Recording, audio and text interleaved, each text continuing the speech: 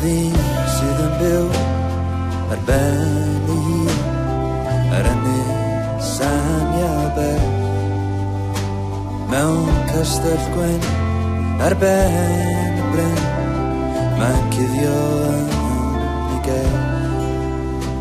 Bob dydd mae'n cofio'r blodyn gwyn wrth edrych dros dŵr.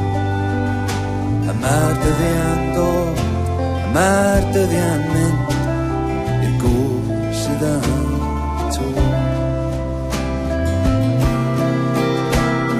Chyd y fael i'r wyddfa, dys bellach ddim ond chwen.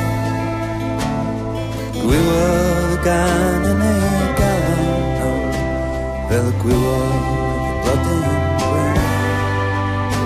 Doedd e garo i'r wyddfa, ar lythra gwynt oedd gros, ond i flanodd i'r wyddfa, i'r hoedlog i hwyr.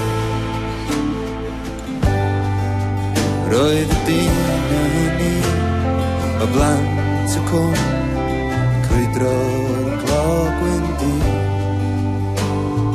Ddeunaw oed wrth droi graig yn ôl y carodd hun.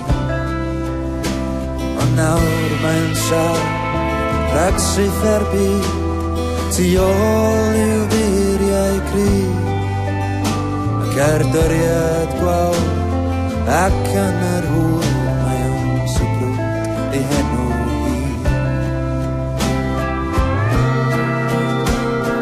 Llyd y fael i'r wyddfa, dys bellach ddim ond chwen.